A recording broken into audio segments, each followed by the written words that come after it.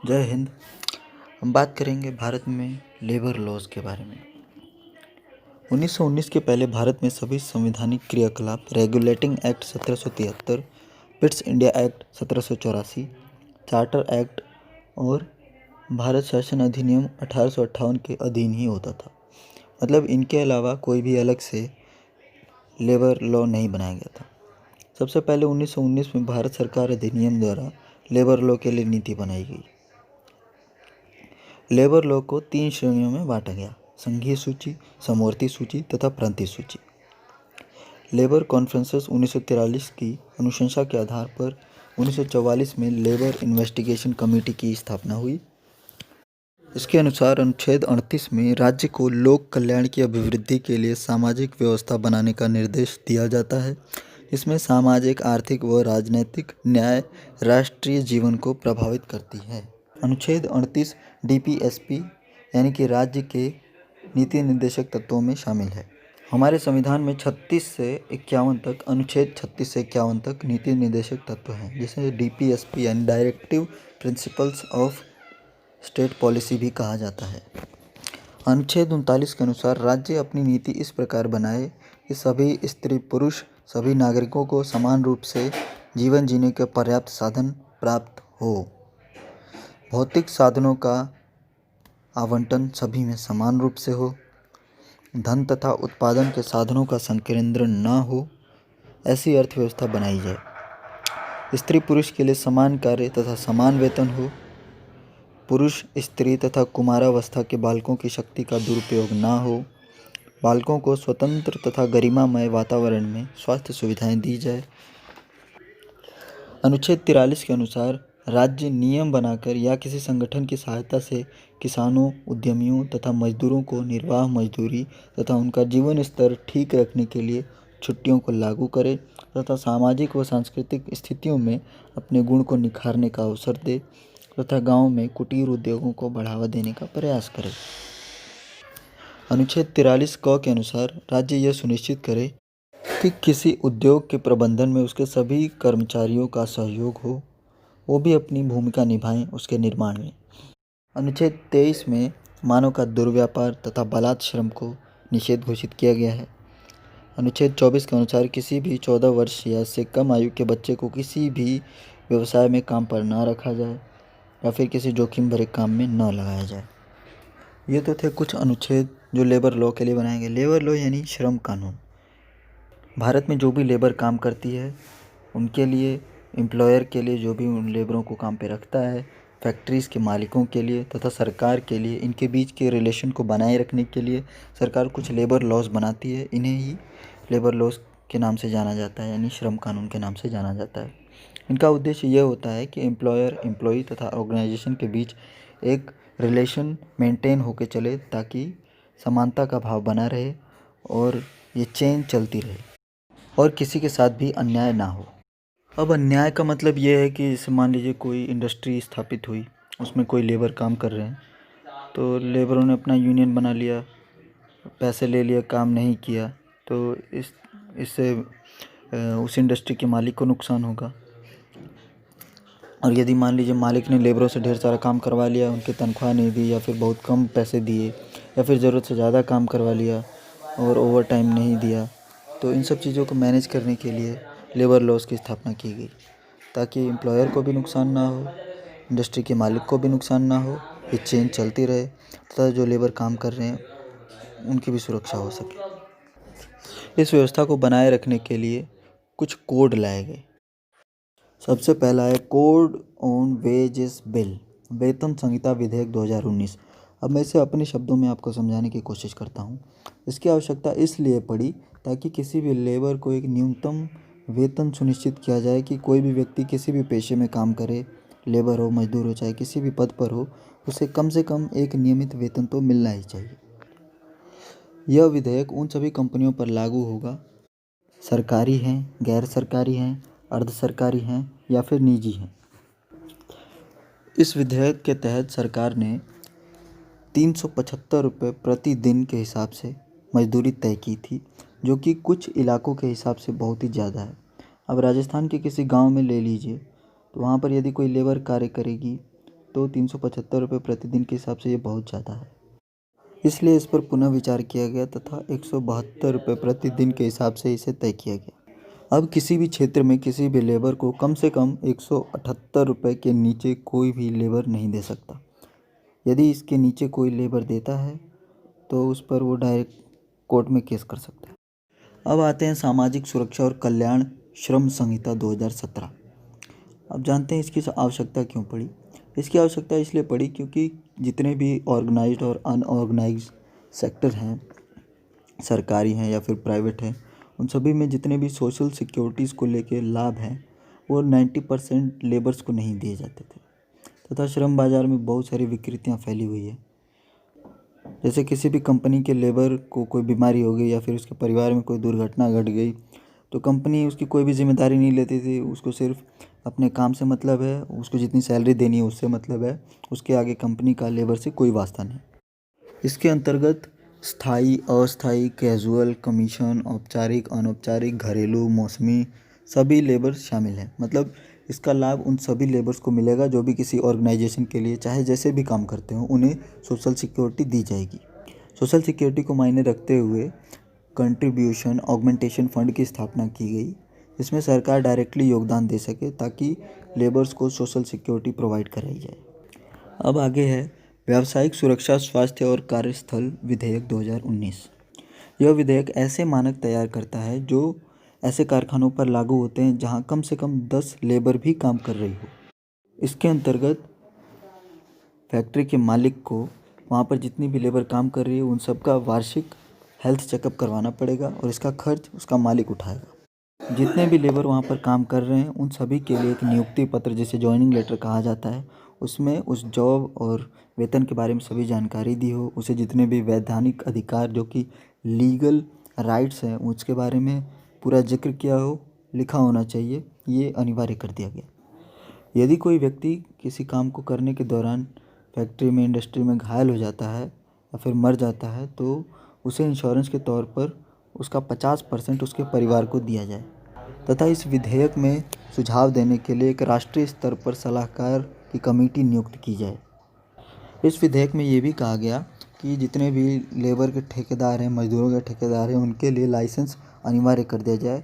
मतलब बिना किसी लाइसेंस के कोई ठेकेदार काम नहीं करवा सकता। एक और चीज़ इसमें जोड़ी गई कि जो अपना देश छोड़कर दूसरे देश में प्रवासी मजदूर काम करने के लिए आते हैं उनके लिए यात्रा भत्ता अनिवार्य कर दिया जाए तथा जोखिम भरे कारखानों की स्थापना के लिए एक साइट अप्रेजल कमेटी की स्थापना की जाए जो उस जगह का इंस्पेक्शन करे, उस जगह की बाकायदा जांच करे जहां पर ये इंडस्ट्री लगाई जा रही है। अब अगला है नेशनल मिनिमम वेज, राष्ट्रीय न्यूनतम आय। नेशनल मिनिमम वेज की रिपोर्ट डॉक्टर अनूप सतपथी की अध्यक्षता में जारी की गई। इस एक्ट के तहत एक समान न्यूनतम मजदूरी तय की गई 9,750 रुपये प्रति महीना तथा 5 क्षेत्रों के लिए 8,892 रुपये से लेकर 11,622 रुपये प्रति महीना तय की गई। ये इसलिए किया गया ताकि न्यूनतम मजदूरी प्राप्त करने वाले कर्मचारियों को सामाजिक सुरक्षा और बेहतर कार्यस्थितियाँ मिल सकें तथा देश भर में एक समान जीवन निर्वाह मापदंड सुनिश्चित हो सके।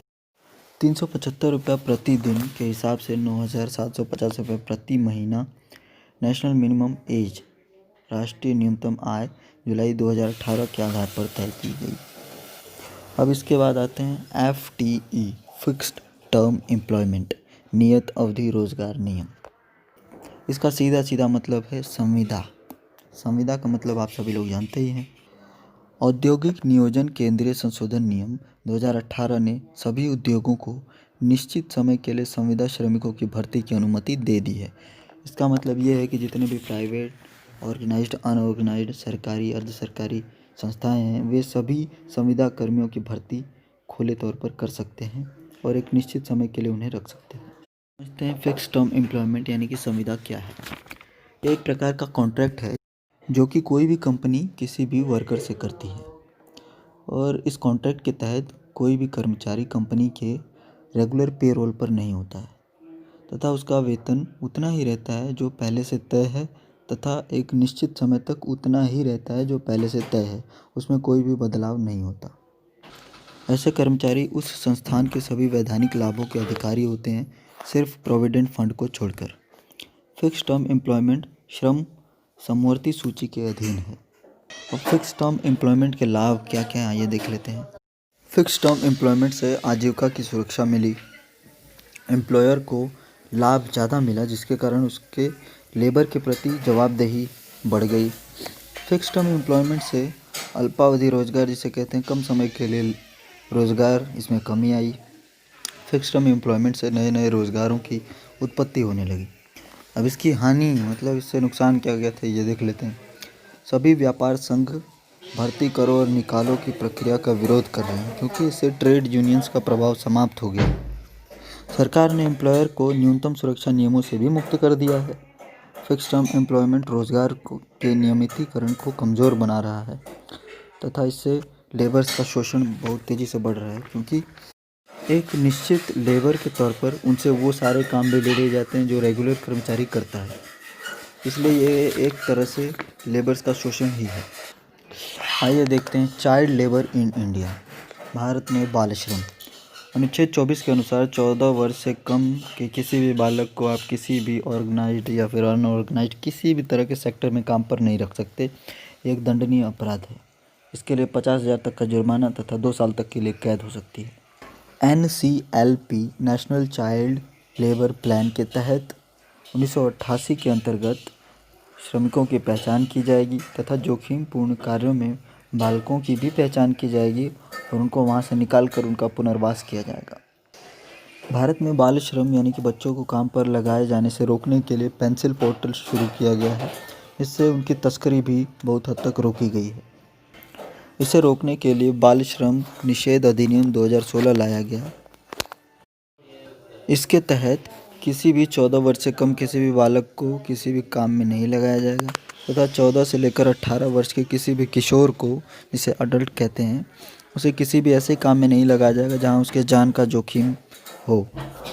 यदि इसका कोई विरोध करता है तो उसे 6 महीने से लेकर 2 साल तक की जेल हो सकती है तथा 50,000 रुपये तक का जुर्माना भरना पड़ सकता है। अब बात आती है कुछ ऐसे परिवार जिनके घर में कोई कमाने वाला नहीं है, तो उनकी उस परिवार की आजीविका चलाने के लिए बच्चे काम करने पर मजबूर हो जाते हैं। उसके लिए सरकार ने जुवेनाइल जस्टिस एक्ट 2015 लेकर आई है। इसके तहत धारा 75 तथा धारा 79 के अंतर्गत जिनको भी बाल श्रम की ज़रूरत है, ये उनकी सुरक्षा करता है। मतलब ऐसे बच्चे जो अपने परिवार की मदद के लिए काम कर रहे हैं, उनके खिलाफ कोई भी रिपोर्ट नहीं कर सकता। ये एक्ट उनकी सुरक्षा करता है। इस मुहिम के तहत इंटरनेशनल लेबर ऑर्गेनाइजेशन ILO द्वारा 2002 में विश्व बाल श्रम निषेध दिवस का शुभारंभ किया गया। आइए देखते हैं फैक्ट्रीज एक्ट 1948। सबसे पहले 1881 में पहला फैक्ट्री एक्ट बना। फैक्ट्री एक्ट 1948 वहाँ भी लागू होगा जहाँ कारीगरों की संख्या 20 है या फिर 10 है। मतलब किसी भी इंडस्ट्री में यदि 10 लोग भी काम कर रहे हैं तो वहाँ पर फैक्ट्रीज एक्ट 1948 लागू होगा। इसके बाद फैक्ट्रीज एक्ट 1954 में 1954 में छठा अध्याय जोड़ा गया जिसे एनुअल लीव विद वेजेस कहा जाता है। फैक्ट्रीज एक्ट 1976 में धारा 2 जोड़ी गई तथा होटल रेस्तरां को इससे बाहर कर दिया गया। धारा 2 के तहत आप किसी से भी देर रात तक काम नहीं करवा सकते। यदि निश्चित समय के बाद काम करवाते हैं तो आपको उसे ओवर टाइम देना पड़ेगा। इसीलिए रेस्तरां को और होटल्स को इससे बाहर कर दिया गया। धारा 85 के अनुसार राज्य सरकार किसी भी अधिनिर्माण वाले स्थान पर इसे लागू कर सकती है, भले ही वहाँ 10 से कम कर्मचारी हों। इसका सीधा सीधा मतलब ये है कि यदि सरकार कोई कार्य करवा रही है, जैसे रोड का निर्माण हो रहा है, हाईवेज़ का निर्माण हो रहा है, किसी हॉस्पिटल का निर्माण हो रहा है, तो वो फैक्ट्रीज एक्ट 1940 एक्ट को वहाँ पर सस्पेंड कर सकती है। धारा 86 के अनुसार यदि किसी शिक्षण संस्थान या फिर कार्यशाला का निर्माण हो रहा है तो राज्य सरकार उसमें भी छूट दे सकती है। मतलब किसी स्कूल या कॉलेज का निर्माण हो रहा है तो सरकार वहाँ पर फैक्ट्रीज एक्ट 1948 में छूट दे देती है। वहाँ पर लेट नाइट भी काम हो सकता है, एनी टाइम काम हो सकता है, जितनी मर्जी लेबर काम कर सकती है, औरतें बच्चे सब काम कर सकते हैं क्योंकि ये राष्ट्र निर्माण में एक बहुत बड़ा योगदान देते हैं। धारा 116 के अनुसार यह नियम राज्य तथा केंद्र सरकार के कारखानों में लागू होगा, लेकिन सरकार यह भी तय कर सकती है कि यह सरकार के किन कारखानों में लागू हो तथा ना हो। जैसे रेलवे के इंजनों का कारखाना बोगियों का कारखाना, हॉस्पिटल्स में जो सामान यूज़ होते हैं उनके मैन्युफैक्चरिंग का कारखाना, इनके निर्माण में सरकार चाहे तो फैक्ट्रीज एक्ट 1948 को सस्पेंड कर सकती है। अब चर्चा करते हैं industrial relations code bill IRC पर। इसके तहत सरकार ने राज्य सरकारों के तहत लगने वाले 40 लेबर लॉज को सस्पेंड कर दिया है तथा 4 कोड बिल लेकर आई है। ये संतोष गंगवार जो कि इंडिपेंडेंट चार्ज है, ministry of state of labour and employment, उनके द्वारा लागू किया गया है। इस कोड बिल के तहत फिक्स टर्म एम्प्लॉयमेंट लागू रहेगा ताकि कंपनी का एम्प्लॉयर डायरेक्ट वर्कर से बात कर सके। डायरेक्ट हायर एंड फायर मतलब काम पर रखो और जब मर्जी निकाल दो, ये नीति लागू हो जाएगी। Propose for a 2-member tribunal for setting labour disputes, लेबरों के बीच में आपसी तनाव को दूर करने के लिए 2 लोगों की कमेटी गठित की जाएगी ताकि जल्दी जल्दी उनके समस्याओं का निपटारा किया जा सके। सोशल सिक्योरिटीज़ कंपलसरी कर दी जाएंगी ताकि सभी वर्कर को सोशल सिक्योरिटी का लाभ मिल सके। The government said that it allows reskilling fund, तो सरकार ने यह भी ऐलान किया है कि वो सभी वर्करों को अपडेट करने के लिए रीस्किलिंग फंड की स्थापना करेगी ताकि उनको अपडेट किया जा सके, उन्हें नई नई स्किल सिखाई जा सके या फिर जिस स्किल पर वो काम कर रहे हैं उन्हें और बेहतर बनाया जा सके, जैसे किसी ऐप को अपडेट किया जाता है। अब बात करते हैं गिग इकोनॉमी की। गिग मतलब an independent job for a particular time, मतलब एक स्वतंत्र काम जो आप एक निश्चित समय के लिए कर सकते हैं। जैसे ओला ड्राइवर, जब मन किया उसने टैक्सी चलाई, पैसे कमा लिए और अपने घर चला गया। ये तो हो गया गिग। गिग इकोनॉमी का मतलब है कि जैसे किसी कंपनी को किसी लेबर की या फिर किसी काम की ज़रूरत पड़ी तो उसने इंटरनेट पर कोई इश्तिहार दे दिया और किसी व्यक्ति ने वो इश्तिहार पढ़ लिया इंटरनेट पर और इंटरनेट से ही वो उस कंपनी के कांटेक्ट में आया और इंटरनेट पर ही काम करके अपने निश्चित समय में उस काम को करके दे दिया। तो ये गिग इकोनॉमी का एक सिस्टम है। इसमें बहुत सारी फ्लेक्सिबल जॉब्स हैं। ये इंटरनेट पर आधारित है। इसमें एम्प्लॉयज़ को कोई भी टाई अप नहीं दिया जाता कि आप इतना काम करो, इतना मत करो, जितने काम करोगे उतने पैसे, ऐसा कुछ नहीं होता। जो सिंपल सा काम का इश्तिहार होता है, बस वो काम करो, उतनी पेमेंट लो और बाहर निकल जाओ। इसके लाभ देखते हैं। इसके लाभ ये है कि ये बहुत ही ज़्यादा फ्लेक्सिबल है, एम्प्लॉई के लिए भी एम्प्लॉयर के लिए भी। कॉस्ट इफ़ेक्टिव है, बहुत ही कम पैसे में काम चल जाता है, प्रैक्टिस के काम निपट जाते हैं। बहुत ही तगड़ा टाइम मैनेजमेंट मिलता है इससे। एम्प्लॉयर को जब टाइम मिला तब उसने कंपनी का काम करके दे दिया। रिसोर्सेज यूज़ होते हैं, जैसे ऑफिस का खर्चा बचता है, स्पेस बचता है, ट्रेनिंग नहीं देनी पड़ती क्योंकि जो भी आदमी इंटरनेट पर इश्तिहार देखकर या फिर एडवर्टीजमेंट देखकर काम करता है उसे भी पता होता है कि मैं ये काम कर सकता हूँ, तभी वो उस काम को लेता है और करके उस कंपनी को दे देता है। तो एक तरह से ये लाभदायक है। अब इसके नुकसान देख लेते हैं। This economy rewards speed over results, मतलब ये इकोनॉमी जब तक आप काम करके नहीं दोगे तब तक आपको कोई भी रिवॉर्ड नहीं मिलने वाला, मतलब पैसे नहीं मिलने वाले। एक तो ये हो गया और दूसरा लिमिटेड कंट्रोल ऑफ लाइफ, मतलब यदि एक बार आप इस पेशे में घुस जाते हो तो आपका अपनी लाइफ पर कंट्रोल लिमिटेड हो जाता है। जैसे एक ओला टैक्सी का ड्राइवर, उसे हमेशा तलाश रहती है कि कोई नया क्लाइंट मिले, उसको मैं छोड़ूं, तो उसका लाइफ का शेड्यूल थोड़ा सा डिसबैलेंस हो जाता है। खाने पीने के समय, सोने के घंटे वो अपने हिसाब से मैनेज नहीं कर पाता, जिसके हिसाब से उससे बहुत सारी दिक्कतें होती हैं। और इन वर्कर्स के लिए कोई भी सरकार ने लॉ नहीं बनाया, किसी भी तरह की सोशल सिक्योरिटी नहीं है, कोई भी सुविधा जो कि एक रेगुलर एम्प्लॉई के लिए या फिर फिक्स टर्म एम्प्लॉयमेंट एम्प्लॉई के लिए होती है, वैसा कोई भी प्रावधान नहीं है। आइए देखते हैं labour law reforms in India. Labour law की सच्चाई क्या है भारत में, देखते हैं। कहा जाता है कि भारत एक स्वतंत्र देश है, लेकिन क्या एक लेबर स्वतंत्र है? उसे अपनी ज़रूरतों को पूरा करने के लिए, अपना परिवार चलाने के लिए, जीवन निर्वाह करने के लिए किसी के लिए काम करना पड़ता है। मतलब वो स्वतंत्र कैसे हुआ? उसे पैसे के लिए किसी न किसी के लिए काम करना पड़ता है, एक निश्चित समय के लिए, एक निश्चित अमाउंट के लिए, ताकि वो अपनी ज़रूरतें पूरी कर सके। तो वो स्वतंत्र नहीं हुआ। सुई जेनेरिस के हिसाब से एक ज़रूरतमंद व्यक्ति कभी भी स्वतंत्र। भारत में लगभग 65% लोग कृषि करते हैं। 35% में से नॉन एग्रीकल्चर करने वाले लोग हैं, मतलब जो खेती नहीं करते लेकिन नॉन फॉर्मल इंडस्ट्रीज़ में है, मतलब छोटे छोटे इंडस्ट्रीज जहाँ पर कोई भी नियम नहीं काम करते, जहाँ पर कोई भी व्यवस्था, कोई सिस्टम नहीं काम करता। उसमें से 35% में से 15% लोग फॉर्मल इंडस्ट्रीज़ में है, मतलब सरकारी या फिर प्राइवेट ऑर्गेनाइजेशन जहाँ पर एक नियम, एक राज्य काम करता है तथा 85% लोग इनफॉर्मल इंडस्ट्रीज में हैं, यहाँ पर कोई भी नियम नहीं काम करता। जब मर्जी काम ले लिया, जितना मर्जी पैसा दे दिया, जब मर्जी बुला लिया, जब मर्जी काम करवा लिया, ऐसे ही। एक सर्वे के अनुसार 2017-18 में भारत में बेरोजगारी बहुत ही बढ़ी है। सोशल सिक्योरिटी बिल्कुल ना के बराबर हो गई है। वहीं पश्चिमी देशों को देख लिया जाए तो वहाँ पर आप कोई भी काम करोगे, वहाँ पे सोशल सिक्योरिटी कंपलसरी होती है। आफ्टर कोविड-19 भारत में ना तो नए इन्वेस्टमेंट आए हैं, उल्टा ऑटोमेशंस का स्वचालन बढ़ गया है। मतलब मशीनरीज बहुत ज़्यादा बढ़ गई जिससे लेबर्स कम हो गए। ये 10 आदमी का काम एक मशीन कर देती है, इससे लेबर काफ़ी कम हो गई है। कैपिटल नहीं आ रहा है। मैन्युफैक्चरिंग जो कि 6 साल से 16% जीडीपी का हिस्सा थी, वो 16% ही अटकी हुई है। जीडीपी का 30% भाग सिर्फ इंडस्ट्रीज से ही आता है, जो कि मैन्युफैक्चरिंग में 16% है। भारत सरकार मेक इन इंडिया कार्यक्रम लेकर आई ताकि जीडीपी को बढ़ाया जा सके, लेकिन इसका बिल्कुल भी प्रभाव नहीं पड़ा। इसके बाद भारत आत्मनिर्भर कार्यक्रम लेकर आई है, देखते हैं इसका क्या प्रभाव होता है।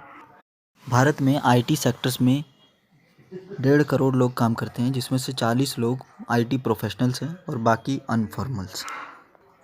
दूसरी भाषा में कहा जाए तो 40 लोग प्रोफेशनल काम करने वाले हैं जो आईटी के जानकार हैं, लेकिन बाकी लोग सिर्फ लेबर हैं।